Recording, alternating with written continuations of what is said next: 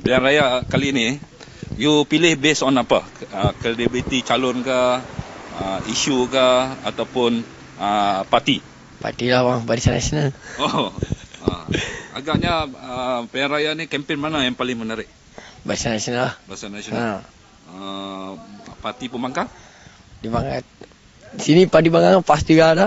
Ya. Sini lawan PAS sama Barisan Nasional juga. Ya. Tapi dari segi calon siapa yang lebih nampak lebih ada Sofian. Ada credibility lah. Tak tahu apa. Tak tahu apa. Tak.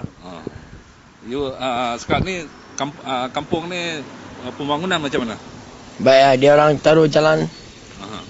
Semua orang taruh jalan baru. Lagi hari ni dalam arah mau bikin tu apa? Teren dalam. Oh, dalam. Dulu bawah itu PAS punya. Ahli parlimen. Macam mana dia orang menang, dia orang langsung tak nak beri. Apa pun tak nak bikin lah. Ya.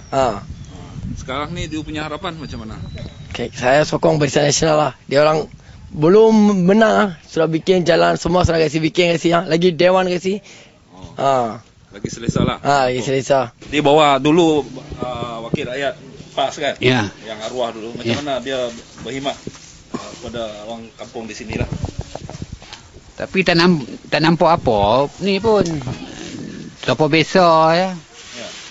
Apa yang setahun dua ni dalam setahun dua ni.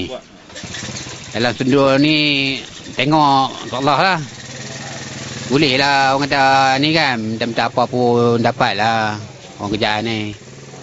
Betul lah. Bawa kerjaan mana tu? Kerjaan ni lah, barisan ni. Betul lah. Yang pilihan raya yang tak lama lagi mengundi, abang ingat? Ya. Nak pilih berdasarkan calon ke, ataupun parti ke, ataupun macam mana? Saya pilih parti ni lah saya ambil ni lah, tak pernah tinggal lah. Parti barisan ni saya dah tahun dah saya sampai lah umur 50 lebih lah. Saya ambil parti ni lah. Yang kecoh di kat Jalan Perak baru-baru ni ada tak bagi ada ni di sini ya? Ada kecoh-kecoh di masa pemilihan MP Besar baru tukar yang lama ni lah. Tak ada lagi lah. Ya. Tak ada. Depa ada datang jelaskan di sini lah. Isu yang ada depa ada malam hari. Isu ni lah barisan ni kan. Ya. Tapi parti ni pun ada juga mari. Dua-dua parti ada mari. Ada mari. Mana yang lebih jelas? Dah jelas lah. Nak kata jelas tu. Nak ni dah tak tahu nak kata lah. Calon ke, parti ke, apa? Saya pun tak tahu nak pilih. Tengok siapa apa baik pilih lah. Apa yang baik pilih lah. Setakat sekarang ni mana yang baik pembangunan? Di bawah siapa?